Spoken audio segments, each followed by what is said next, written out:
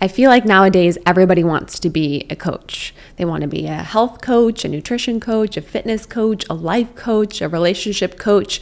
They want to help other people, which is amazing. It's awesome. But what does it mean to actually be a great coach? Not just an okay coach, not just a good coach, but a great coach.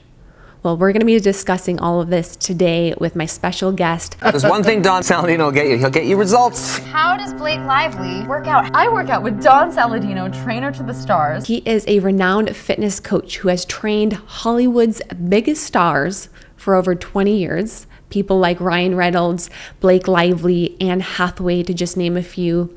And he's been featured on major publications like Men's Health, Women's Health, and has made live fitness demo appearances on popular shows like The Today Show and E! News.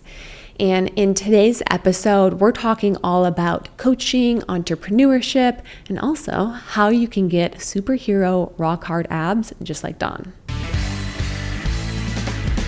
Do you guys know how difficult it is to find a high quality supplement line that doesn't just destroy your gut? Most pre-workouts and post-workouts, or even like on-the-go snack options like beef jerky or protein bars, they're terrible for your gut health. They're full of xanthan gum and guar gums and fillers and artificial sweeteners, which disrupt your gut microbiome and lead to chronic bloating, constipation, diarrhea, and not to mention when our gut is off, all of the other symptoms like hormone imbalances, thyroid issues, mental health issues, which is why I'm just obsessed about gut health. But anywho, I have not been able to find a good supplement line out there, and I had to cut out all of these fitness type supplements when I was really struggling with a lot of my own gut issues. Until recently, I found Paleo Valley. And Paleo Valley is one of the first supplement companies that hands down is incredible for your gut health, whether you're on a gut healing journey or you're someone who just wants to optimize your gut health and overall health. Their founder, Autumn, actually suffered with IBS herself. So she created this entire supplement line specifically to be gut friendly. And I'm not lying with you guys. Their whey protein powder, which is grass-fed and finished, gum-free, artificial sweetener-free, no issues, no bloating, no constipation, no diarrhea, no upset stomach, which is literally like the first time in my entire life that I've not had issues with a protein powder. And they even have super yummy grass-fed and finished beef jerky sticks, which are made with a collagen casing instead of the typical citric acid casing, which is terrible for your gut health. And if you want to try out some of their other products, they even have a bone broth protein powder. I love adding that into whether it's like my oatmeal in the morning or my protein shakes. It literally tastes like the Nestle hot chocolate powders, if you ever had those as a kid, which were not gut friendly. And then they have great supplements too, like their apple cider vinegar capsules or even their turmeric capsules, which are great for inflammation and gut health. So if you want to get a discount, you can use my code using the link in the show notes here, which is paleovalley.com/Rachel Scheer podcast. But all of that's going to be in the show notes. So check out the supplement line because guys, you know me, I would not have this on my podcast if it was not awesome and gut friendly. So you spend a lot of your time now coaching other fitness coaches more on the entrepreneurial side. A little bit. I mean, I've got my community, and my community takes up a lot of time, but it is definitely more of a scalable model. So we have 10,000 people in my community that are, coming in and purchasing programs or supplements, or, I'm partners in about a dozen brands. So coming in and us offering them, products and solutions. Let's just put it more solutions. It's less about selling. It's more about providing solutions. Like I'm hosting a retreat in Mexico. I rented an island for the second straight year. Rented an island? Yeah, I rented an island off of Puerto Just Vallarta. rented an island. Yeah, basically. That's awesome. But we've got about 150 people coming in from over 30 different countries. So I'm proud to have built this type of community. So yes, I think the entrepreneurial side, coaching coaches, is something that I enjoy and I love to do. But I can't forget where my bread and butter came from, right? It's like, Yeah. all right, well, I've always been a coach. I've been a coach for 25 years. And, I think working with a lot of the celebrities, getting them ready for superhero movies has been great, but I've definitely shifted away from that a little bit and have focused mainly on just, a couple of people who I really hold close to my heart. Mm. What are you enjoying the most out of all of those? It's always great to see progress, right? Yeah. It's just like, and I saw it. I was going through your social page, and I kind of went through your whole story because I've been hearing My about you for evolution. You can see your the whole evolution. evolution. No, it's awesome though. Yeah. It really is. It's like it's like it's like that line, for every time in life you feel like you're being rejected, you're being redirected to something better, right? And like you had to go through those health issues for you to be able to really speak from experience. I think a lot of coaches aren't necessarily speaking from experience. Am I proud that I was lighting $100,000 on fire for a straight year? Wouldn't necessarily say I'm happy I went through it, but in a way I am. It's like, all right, for me to have gone through that, I received a degree in business that someone from Harvard Business School would never have received. Like you have to become creative. You start understanding what it's like to go and ask for help, or leveraging these relationships, or when you're sitting up against the wall going, oh my God, I got a few hours to come up with this type of cash. Otherwise I'm going to bounce payroll. That happened to me 37 consecutive payrolls. And that was all because of what happened back in 2007, 2008 with Lehman Brothers and Goldman Sachs. I was hosting corporate events, and that whole aspect of the business just went to shit. So for me to close up wasn't even an option. But I think when you're up against the wall like that, like what happened to you, those pictures of you in the hospital bed, like you got to get creative. Yes, in a way, you have to get smart very fast, right? Like you have to learn on how to survive. Yeah, 100%. I mean, that's how my whole business was created, was from, all of my health issues, and even in so too of creating an entire practice now, creating a team as a byproduct of it. And I think, maybe that's a great place to start, is with your story, because you're in so many different avenues, right? Like you've coached the best of the best, and, Ryan Reynolds, I butchered his name there. Ryan Reynolds, Blake Lively, Anne Hathaway. You coach the best of the best movie stars, making them superhero ready. You also coach entrepreneurs how to be a better fitness coach, how to grow an online business. Right. What was your story getting into all of this? It started at a really young age. I was in second grade. I had a terrible hearing problem. I had a terrible stuttering problem. As a kid, you're insecure. You're not really finding out how to feel significant. And I think, becoming an athlete and,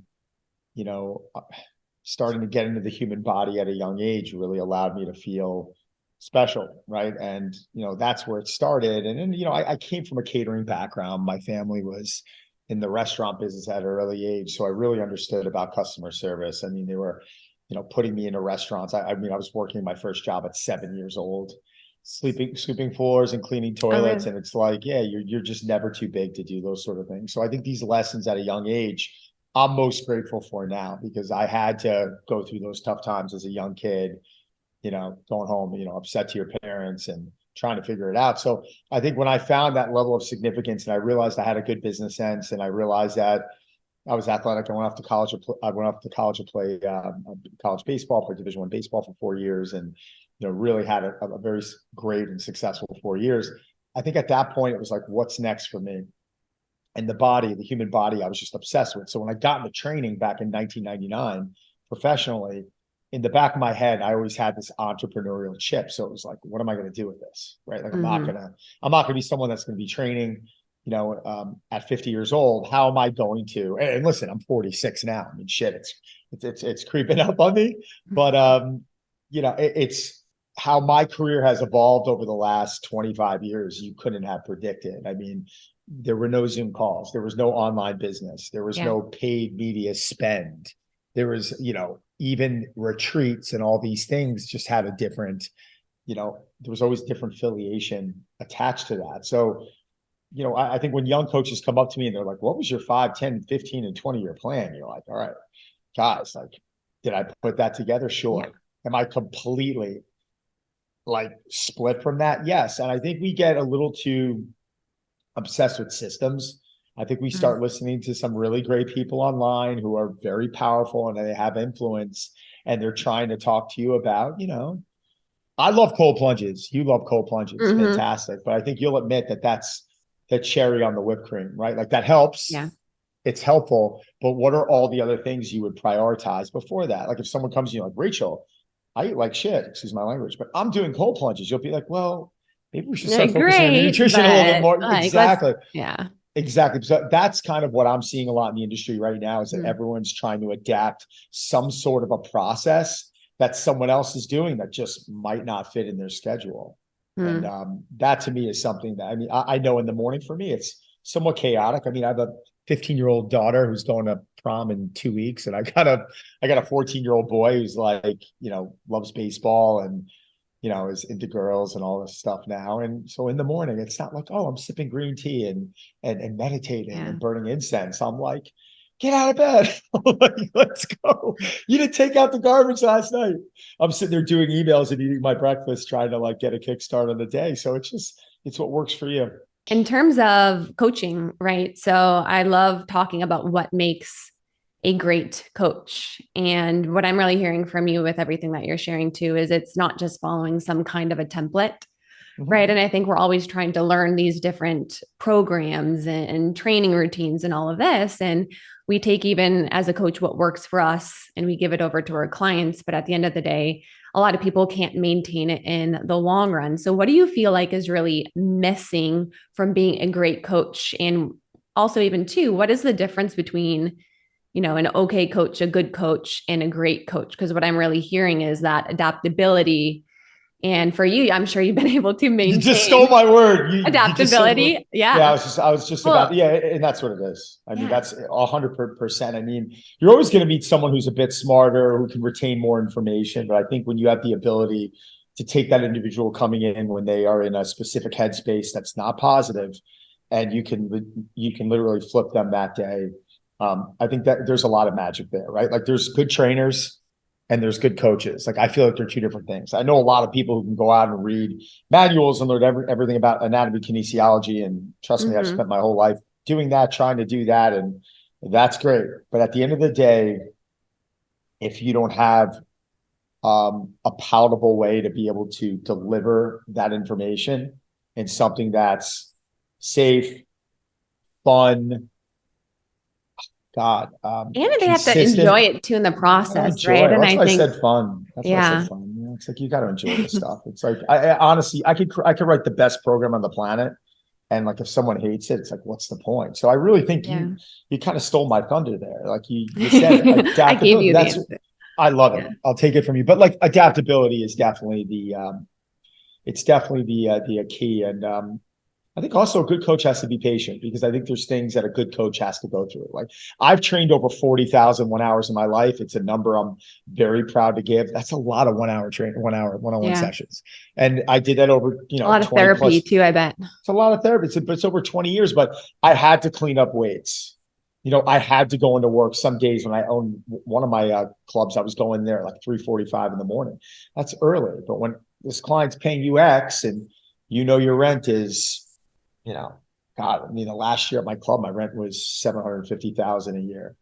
My overhead alone in one of my clubs was $2 million a year just to keep the lights on. So it's like, all right, like when you're in that situation, your ass is against the wall, like hard work becomes, part of your vocabulary. And a lot of people now, they want to become like online sensations, and they want to sell online programs and make millions of dollars. And I'm like, I get it. And it's very hopeful, and if you get there, fantastic. But the reality is that you got to get your hands dirty.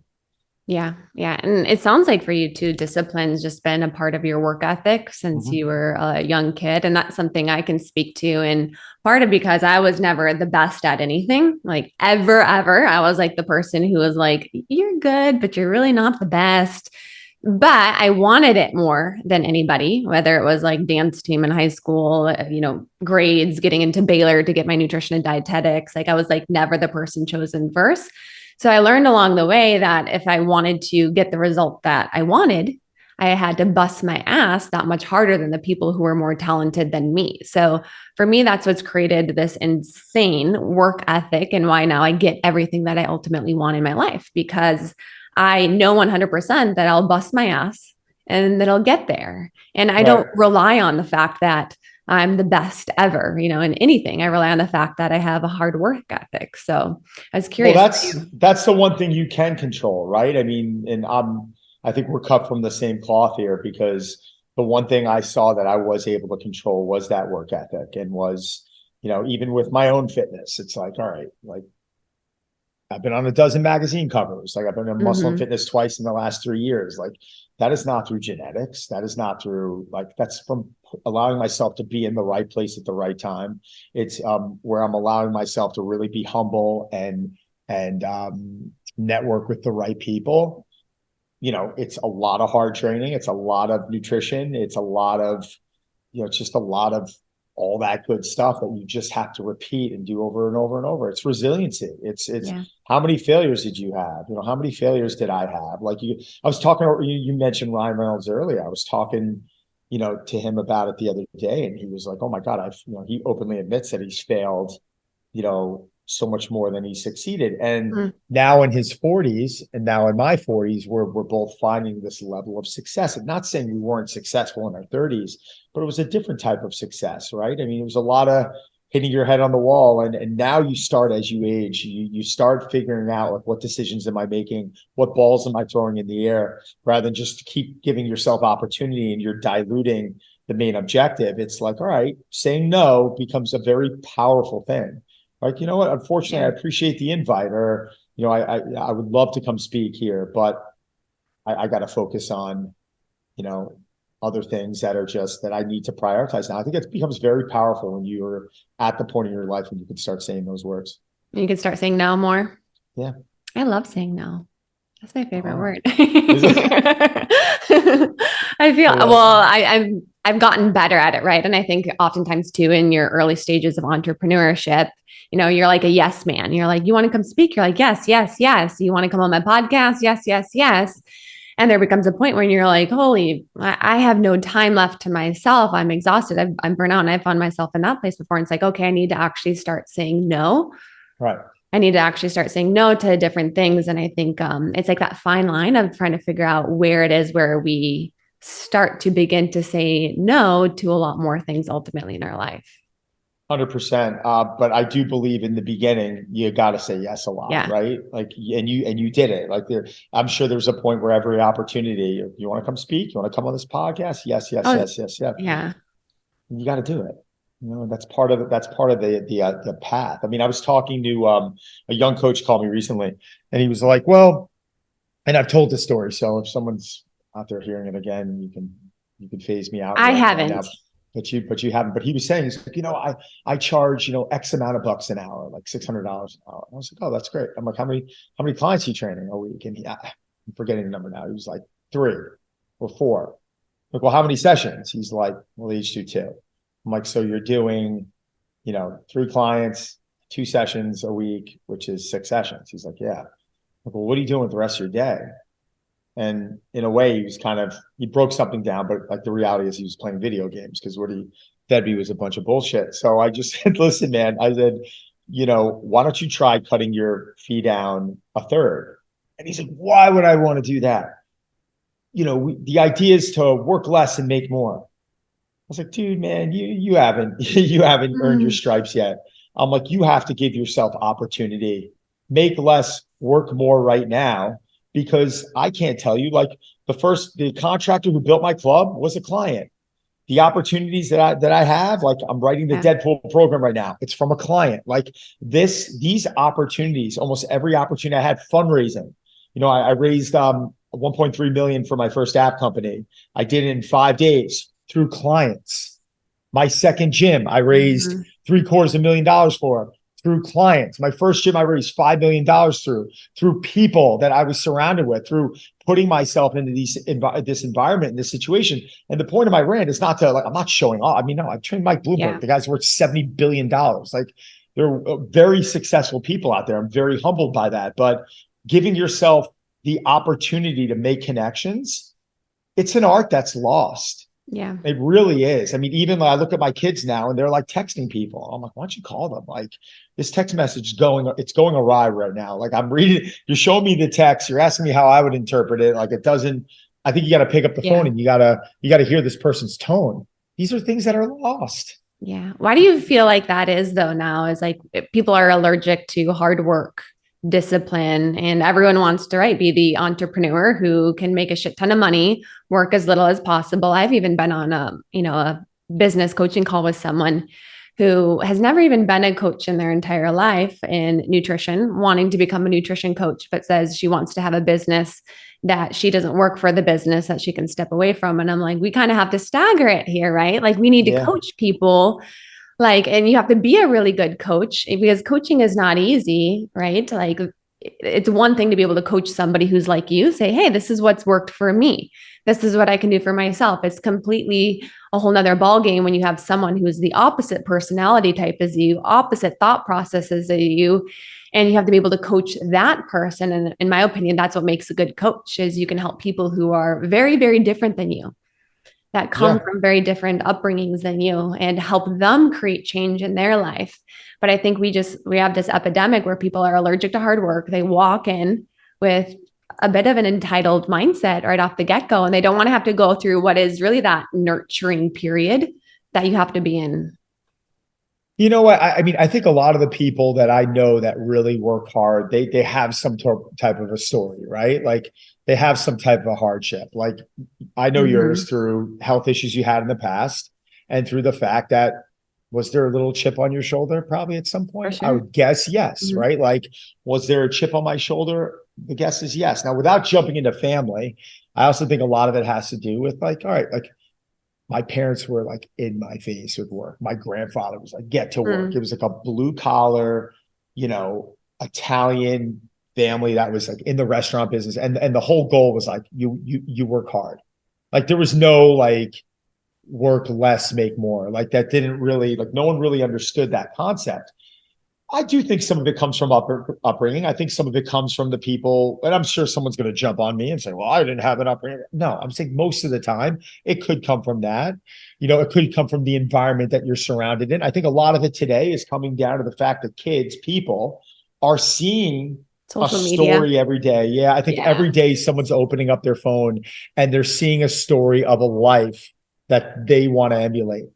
And they're not necessarily paying attention to what that individual had to do to get there. One of my mentors founded a company called Tommy Hilfiger. And if you hear his story, it was oh, really? Oh, so you were sleeping under your desk for 3 years. Oh, wow. Or I remember talking to Calvin Klein, a client of mine, and it was a similar story. And one of my buddies who's worth $2.5 billion at 28, he's, almost 50 now, rode everything to zero and then built it back up because he was part of that whole that whole internet, boom. And then around 2001, that all went to crap. So, man, I mean, you start looking, and yes, he's flying around on a private jet now. So it's very easy for a young person to look at this guy flying around on a private jet and say, I want that. Man, that's where I want to be. That's where I want to work. But they didn't know that he had to move back in with his parents 20 years ago. They didn't know, they never heard the story about me, however successful coaches think I am. I had to sell my apartment in New York City at one point and live off of that for 2 years, to rebuild things. And you know what? Did I come back bigger and stronger? Yes. I'm very lucky that actually happened, because sometimes it doesn't happen to people. But I think everyone, they go to the end of the story and they just look at the picture rather than saying, all right, let's go through chapter by chapter to see what Rachel went through, or when she was laying in a hospital bed, or, were you oh, I never doubted myself. Heck no. Rachel, did I doubt myself? There were some days I was coming home from work going, holy shit, this has been 8 years of this. Come on, man, help me out. I'm give me a break. I paid my dues, I earned my stripes. I'm going to keep going, but give me a sign. I remember there were some nights oh, I'm saying that. It's a very normal thing to do. Doubt is a very normal thing to say. Tony Robbins was living out of cardboard box. I mean, he tells us stories. Now he's, taking cold plunges at 5, 6 in the morning. Like he created his path. He's doing what he's doing, whatever. Right. But, you can't look at Tony now and just say, oh, I want to speak on stage to 10,000 people and, yada, yada, yada, yada. Like he had to go through his crap. Bad example for me to use him, but actually it's kind of a good example in a way, Well, yeah, you have to get rejected along the way. And I think people would even be surprised to hear like my story and how much like I've asked for different opportunities and they've been like, no, no, no. But then I get the opportunities, whether it is to speak and to go on big podcasts. And that's how it's really been able to evolve. And I'm willing to suck as long as it takes to get better. And you have to be willing to go through a lot of those failures and you have to be able to, just put it all into it and, just never stop. But I think that's what really makes the people who are successful. It's not that they haven't had failures along the way. So many of you guys know my story of losing my health, dealing with hormonal imbalances, thyroid issues, depression, anxiety, and gut issues that were so severe. I almost had my entire large intestine removed, and Western medicine completely failed me. They gave me trash can diagnosis like IBS, depression, gave me a bunch of medications. And, if I wouldn't have taken my health in my own hands today, I would be without an entire organ, like literally. And that's why I created what I wish I had. What I needed, a holistic mind and body approach, a functional medicine approach that said, why do we have this problem in the first place? And what can we do to restore function? This is the difference between thriving instead of just surviving and managing your symptoms.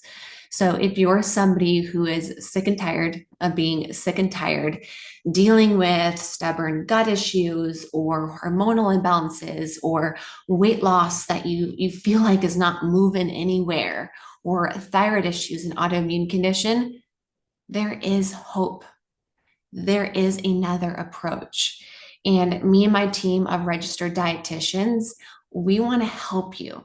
We want to be the support there for you. We want to do the functional medicine lab testing, look at your gut, your hormones, your thyroid, your adrenals, deficiencies, toxins that you can have in your body, get to know what you're doing with your nutrition, look at your lifestyle, look at your previous medical history, and help you create a customized plan to not just only heal, but get to the best health of your entire life. So if you're somebody who's ready to take a root cause approach to healing and step into the best version of you, fill out our application on our website, rachelscheer.com, and book a free 30-minute call. Absolutely free to do this call. Our goal on this call is to better get to know your goals and how this approach may work for you. So click the link in the show notes and book a free call if you would like to learn more. For sure. Like I said, I mean, I'm sure you'd be the same. Let me rephrase that. I got to ask you, are you the same person if you're not laying in that hospital bed? No, 100% not. Right. Yeah. All right. So I didn't want to make an assumption there, but I'm saying, are you that same person? My guess would have been no. Like, am I this, like, if you were to go back to when I was in second grade, I remember going home to my mom being like, I'm not good at anything. I'm in second grade. I'm in a class of like 5 kids who end up being like my best friends. Right. And we all did, but we're walking out of the classroom and kids are looking at us, laughing, making fun of us, until we decided to start just beating the crap out of everyone. And then the tone changed pretty quickly. But looking back on that now, I would not have, God, if I changed that, who knows where I am. I could be dead sitting at a desk somewhere for 10, 12 hours a day doing something that's not giving me that feeling I get to have every day when I get for work. So again, something that was negative, or I thought it was negative at the time. I mean, it was the biggest blessing I've had in my life besides my children. Yeah. It's interesting that you talk about your upbringing too, and how you had someone always like drilling into you about work ethic. Mine was actually very much the opposite. I had like no parental supervision, and like we made bare minimum. We were broke as can be, foreclosed on our home as a kid. But it's interesting to see how we create meaning out of different things. So the meaning that I thought when I was younger is I want to get as far away as possible from this because it was very mediocre. It was very much a scarcity mindset, living paycheck to paycheck and everything that we did, working a job. And, my family didn't take care of themselves health-wise. And I was like, I'm going to be someone who actually creates something for myself, and I had to learn the work ethic part because I'm like, okay, I'm not the most talented one, so I'll bust my ass and I'll work hard. Athletics for me I think played a role in that because I think that creates a bit of a work ethic, which is why I love, kids getting into athletics at a very early age. I was a gymnast and I was a dancer. But I decided to go to Baylor University, which is like the complete opposite, the most expensive university. It's like $50,000 a year when we had like no money. And my parents were like, you're insane.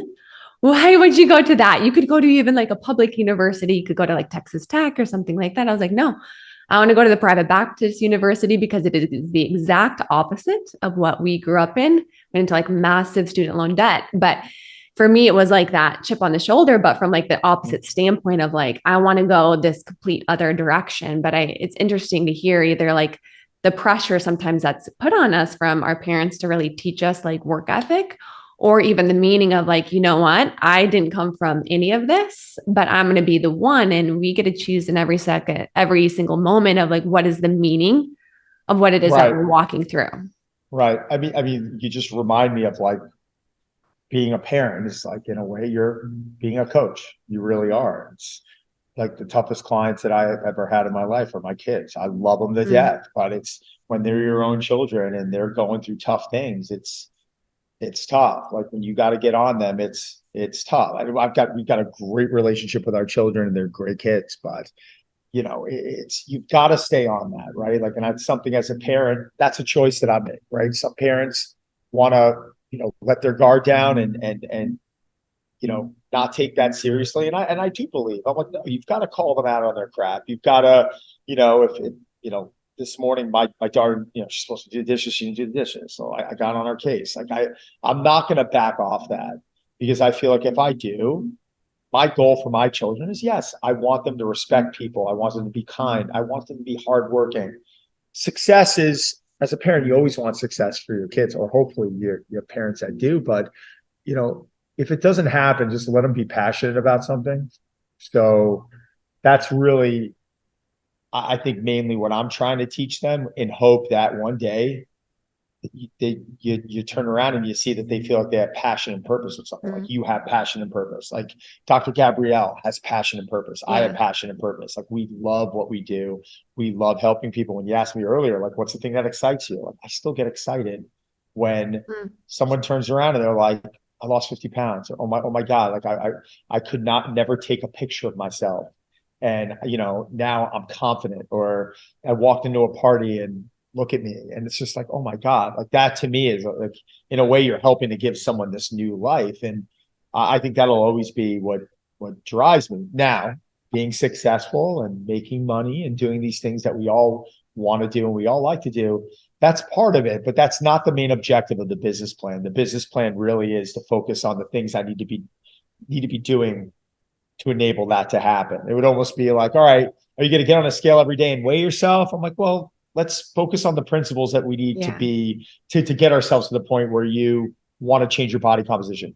Did Mike Bloomberg turn around and every day he's going, I have to be a billionaire, I have to be a billionaire? No, he knew what he wanted to do. And then he assembled the greatest team, or the best team that he knew to assemble, to help him execute every step along the way. I don't think we do that in our health and wellness. I think a lot of people just start looking ahead and they start obsessing. Like, I need to lose 10 pounds. I said to someone today, I'm like, no, you don't. I'm like, well, what do you mean? I'm like, if I told you that you were to gain 10 pounds, but have the health and look at aesthetically exactly the way you want to look, perfect health, perfect blood markers, and your body composition is exactly how you want to look naked, are you taking it 10 pounds heavier? And they were like, I'm like, answer me, 10 pounds heavier. And they're like, yes. I'm like, but you had to think about it. Why do you have to think about it? Why are you turning around and suddenly throwing some BS number on top of, like, no, like 5 pounds, 10 pounds. Like, it's not about, like, it doesn't matter. I had a woman last year, 2 years ago, won my overall challenge. Thousands of people. She won my overall challenge. And if you looked at what she did aesthetically, she technically gained 1 kilo. She gained 1 kilo. So that's 2.2 pounds. But she ended up losing, I'm getting the math wrong. She lost, I think, 8 pounds of fat and gained over 9 pounds of muscle. So on paper, you're going to look at that and say, all right, well, she gained over a pound. Most women are going to be furious. She lost 8 pounds of fat and gained over 9 pounds of muscle. To do that in a year, that's like the golden, that's unbelievable. But if she was just to sit there and get on a scale every day, her mindset would have been the crap. So I think I refer to those as a lot of those things as non-scale victories. Yeah. Like, I think we got to start paying attention to these NSVs. Oh, you're drinking more water. Great. Oh, you're exercising. Great. Oh, you're getting more steps. Fantastic. Oh, you improved your sleep by 30 minutes a night. Amazing. This is all great. But these are non-scale victories. As you start correcting those NSVs, I think then our body, it's very easy to stay motivated, by the way. Most people are like, oh, what? How do you stay motivated? Show some progress. If I show someone progress, that's why I become really successful in this industry. Working with a lot of these pro athletes or celebrities, I show them progress. I get them to progress through coaching, right? And then by doing that, then they want more. So, we got to rewire society a little bit and how they're thinking about all the stuff that you and I are doing. Yeah, I agree. And I think you said something really important early on there too, is really getting focused on the process, and you enjoy what you're doing. So you are going to beat everybody else out because you're going to have endurance because you love what it is that you're doing. And for the person, let's just say in business, who's focused on making $1 million, growing a huge business that they can just walk away from, it's going to be easy to quit. It's going to be really, really easy to quit. And one of the things that I say often in many of the talks that I do on entrepreneurship is really the best thing you can have is limited resources, because it forces you to get uncomfortable. It forces you to answer the question of how bad do you really want it? And if it's just about the money, you will quit every single time, especially when the going gets tough. Right. So we can have that, we can want that, but it can't be just about that. So for you, you can do this for, I'm not even sure how many years you've been in the industry, 20 something years, 25 years. And you still love it. You're still excited about it. You're still like, these are the wins. And I love seeing these results in people. But if it was just about, hey, I'm just trying to build a business and get to this end result, right? Like it's not as believable. It's not as authentic. Well, let me ask you a question. If someone was to park $1 billion in your bank account right now, well, there's maybe things that you do to live differently, go on a shopping spree, whatever it is. I don't care. But like, are you really quitting your job? Are you going to discontinue speaking? Are you going to discontinue your podcast? No, you'll probably put more resources behind it. Yeah. Right. Like, and I make some changes, but I would definitely, I'd hire on a few other people so I could just do the things that I loved. Perfect. But like, same thing, right? Why so many people get depressed after they sell their business is they're like, wow, like, because that gave me so much back, even though it gave to other people. And I think we underestimate that. And I even think too, with fitness, like what you're talking about, people are so caught up in getting to that end goal, that weight loss, right? And you probably maintained your body composition, and I can't imagine you fluctuated. Have you ever been fat? Ever? No, I mean, like, listen, do you have a big before and after when you were like the fat kid? No, I mean, I was, when I was in high school. I was a 4-sport athlete in high school. I remember being on the swim team, and I was like 179 pounds, and I was lean, and I had a good build on me. And I slowly put muscle on over the next, 30 plus years. So I mean, and I don't have a story like that, but I do have that story of I took a woman who was almost 900 pounds and we just cracked the 400-pound mark. I mean, that's over 500 pounds. I mean, I have some pretty special stories, but I can never speak to experience what it's like to be in that position. I've never been there. It's like, oh, keep working hard, keep pushing yourself. Well, do you understand the rashes that person has developed or the lack of sleep, or the fact that because she's walking around with so much excessive weight, what her joints feel like, or the depression when she's walking into a store? And then there's all these things that, like, that's the one area of coaching that, no, I don't have a right to give advice. Now, I could be a shoulder to cry on, and I could sit there and say, listen, I don't know what you're feeling, but what I'm telling you is if you listen to me, I'm going to get you to a point where you're not feeling this anymore. That becomes powerful, but it was funny. I was shooting some content earlier. Women's Health Month is approaching, and I'm doing something for Chronometer. And I said something by mistake. I was like, as a woman, and I just stopped and started laughing. I'm like, and my camera guy looked at me, Rob, who works for me full time. We just started laughing. I was like, "Well, I better watch." Hopefully, you left that in there. I know. I didn't leave that in there. Because I've learned to be very selective with my words throughout the year. Throughout my life. I'm sorry, but you got to learn that through experience. Yeah. And one of the reasons I was asking you if you've ever been fat before is because you pegged me as somebody who has always been fit, but not because you've been always trying to get fit, but because of the fact that you just love the lifestyle.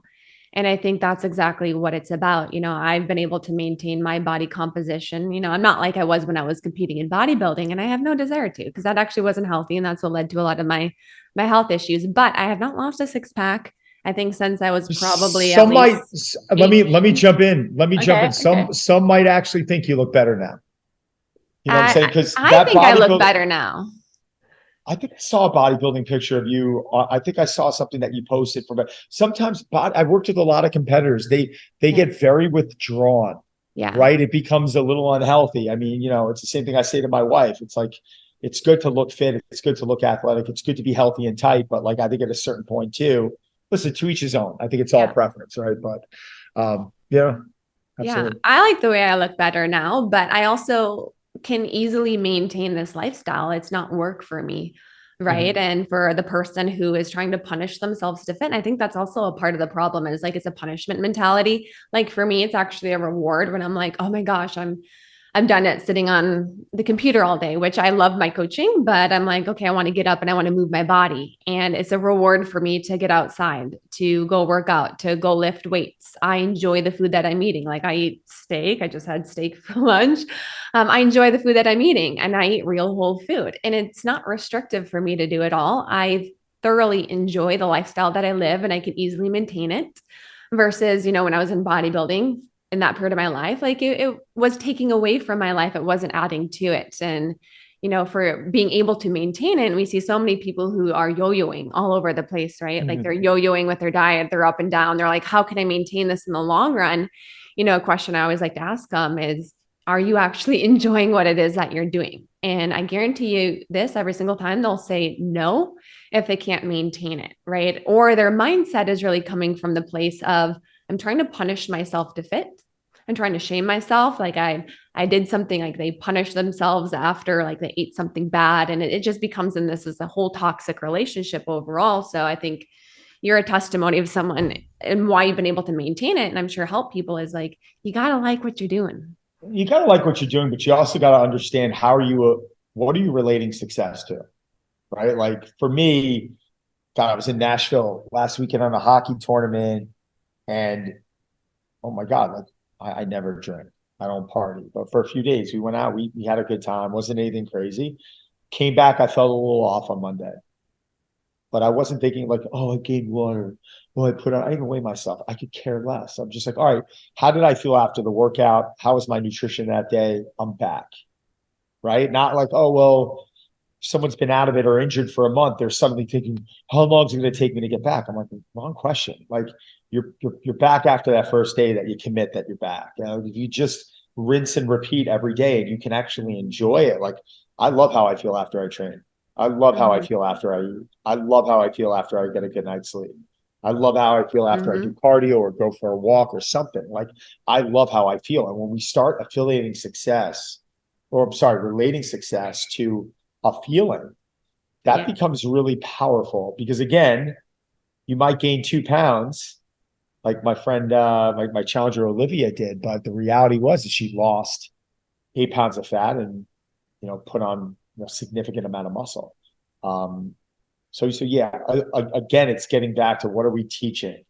And people out there, you feel bad sometimes. It's not their right to know, right? If you get, John Smith living in New York and he's just looking at some young kid online posting a picture of his abs, and he's, not realizing, he doesn't understand that this kid isn't a coach.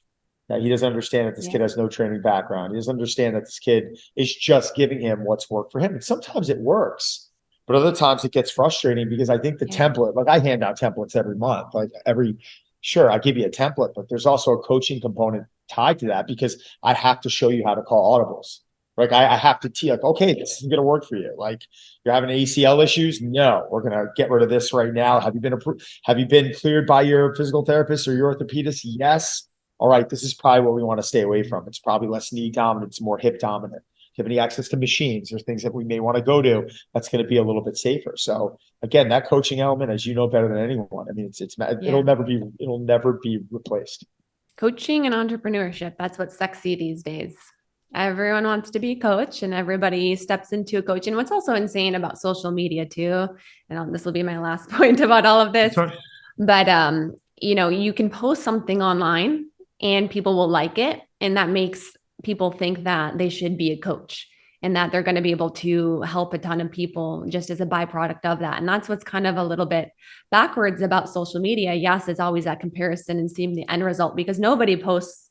I mean, some people do, and I love it when they do it, but no one really posts a whole lot of the struggle that they have along the way. 100%. But they also, at the same time, you can put something up on social media, and especially with like all of the AI stuff nowadays, you can like look like you're credible in pretty much anything and put it up there, get a bunch of likes and be like, hey, this should be something that I go into and be an industry. And now they're a coach. And these are the people out there who's coaching you because they got results for themselves and now they're helping other people, which, I think there's good intention behind it, but I think it's also really looking at the background credentials of the person that you're really working with too. Yeah, find that out. I mean, I think anyone who's going online to find a coach, I mean, just find out some background on them.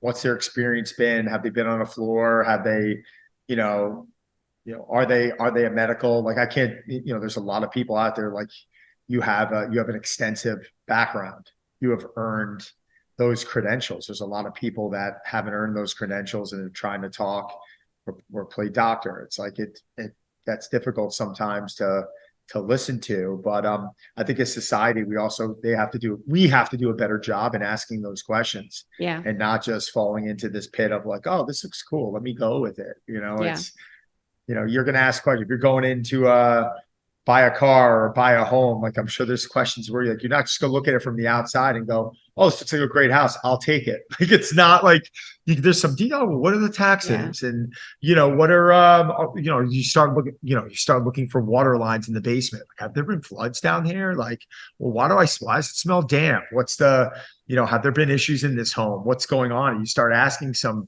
really important questions. Why don't we do that with our own body? Most people aren't doing that. They're just signing up. Yeah. We just look at the end result and we think that person's credible a lot of the time. Yeah. True. So it really is up to, the consumer to do their research too. And I think it's also easy for everybody to point the blame at everybody else, but it's like, hey, it's also up to you to do your research, have a conversation, look at credentials, look at the results and the other people that they've helped along the way, and to really make the decision. And also know this is like your health. I think people can take that for granted too. Like you're literally putting your health in somebody else's hands. That's a big deal. That's something that's super important.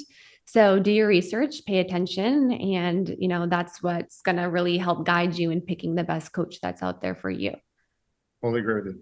Yeah. Couldn't have said it better myself. Well done. So last question, what does your current exercise, nutrition, and routine look like? Everyone's curious. Yeah. So my lifting, I probably resistance train 4 to 5 days a week. Right now I'm trying to do more like 4 because there's a lot of other things I do. Like I'm playing ice hockey 1 to 2 days a week and did some tempo runs today. Like I enjoy endurance work. Saturday I'll do some steady state. So I'm always active. I'm always moving. But like when I train, like we're always starting with some type of soft tissue work, foam rolling, call it what you want.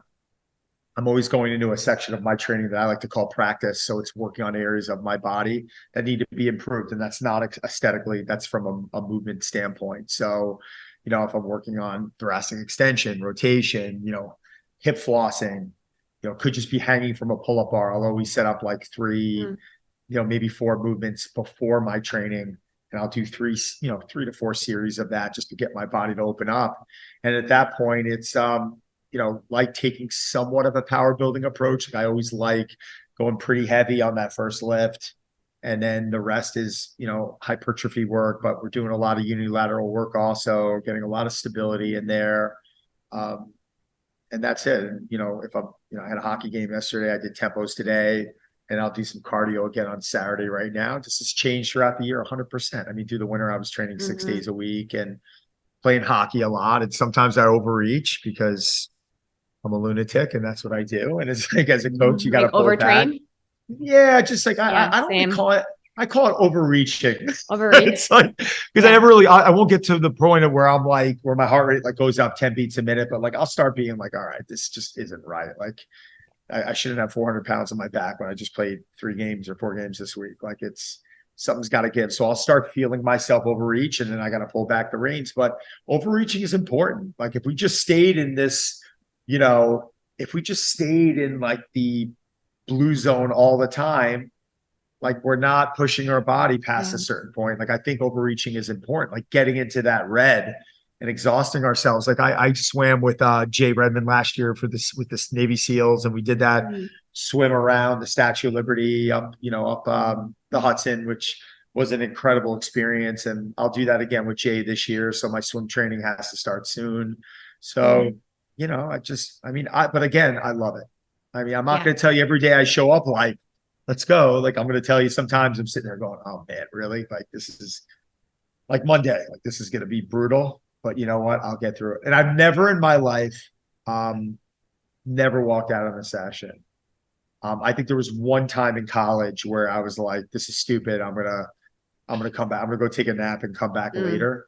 Never walked out on a session. Like there is a discipline there. When I say I got to do something, maybe the intensities change, but I go and I do it. If I know I have to take a day off, or I know something's piling up or I need to move a day around, that's fine. But when I go in and I commit to it, I'm going to get it done. And that sounds like that's how you've been too. But it takes that level of consistency, and it does take a level of discipline. Like someone's like, you're going to have to get your ass off the couch. Like that's something that like you or I can't help. Like we can motivate people, but there are going to be days. And I think that's what they forget. Like I'm always seeing Don, he's always motivated. I'm like, some days I'm exhausted. Like it has nothing to do with motivation. That's like, you're like, I feel motivated today, excited. I'm like, half the time I'm not at all, but I know that like, that's just like, I'm going to do it and I still enjoy it. It's just a part of my routine. And that actually makes me feel better. Like it creates the motivation.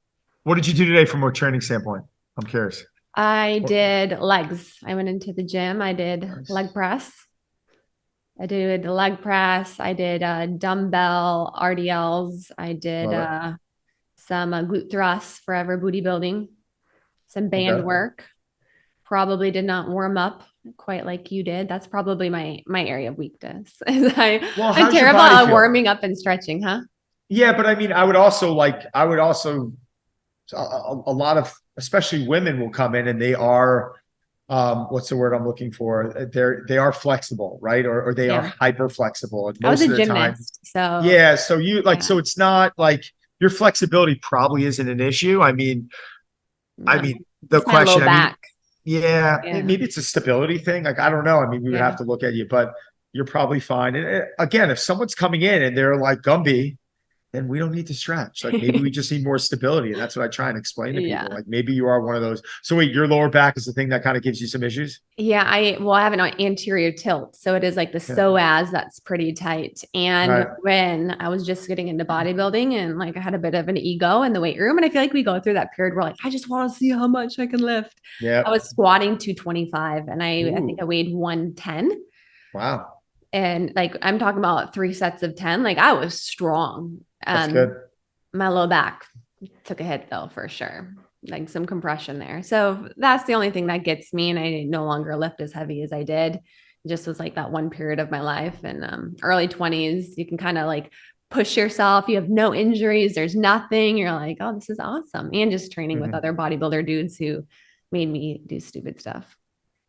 But again, going through that, I think is important. I mean, training like that and understanding what it takes to be at that level, I feel like is important. There's always a smarter way we can go about doing things, or you look back on it and go, maybe that was dumb, but I still think you wouldn't trade it for anything. That was an important phase. I have a video of it still, and I'm still like, man, I could squat 225. That's pretty badass for a little petite woman who weighed 110 pounds then, not anymore. Now I'm a bit more. All right. All good. All good. Awesome. All right. Well, this has been a fun conversation. I actually didn't ask pretty much any of the questions that I had listed out, but I love the direction that it went in. We talked on all things entrepreneurship, fitness, what you're doing, what it means to be an incredible coach, and where can people find more about you and all the things you're doing? Thank you. Well, it's been a pleasure to come on and really appreciate the invite. Don Saladino, Instagram, all my social media handles are Don Saladino and donsaladino.com. So got some fun stuff going on. I got a retreat I'm hosting, like I said, in Mexico that I'm going to be leaving for soon. And the community is great. I'd love to have you on my podcast one of these days. Would love to. When you have time. So I'll shoot you a message and we'll get that set up. Would love to come on, and it's been a pleasure to have you on. And if you guys would please go give him a follow, check out all of his stuff. I was on his website earlier, and you have all your superhero workouts too. Mm-hmm. I think like if there's like the Deadpool workout that's launching. God, when's that launching? Next week? Deadpool next Friday, a week from Friday. Deadpool training programs, all of his programs. No, the first one, Deadpool 1's launching, and then we're probably going to launch Deadpool 2 in the new year, and then Deadpool 3 will launch with the movie. So that's the plan. Okay. If you guys want to get superhero abs, you want to look like Ryan Reynolds did in Deadpool, check out his stuff. Give him a follow on social media. Thanks you guys for tuning in. Rachel, you're the best. Thank you so much.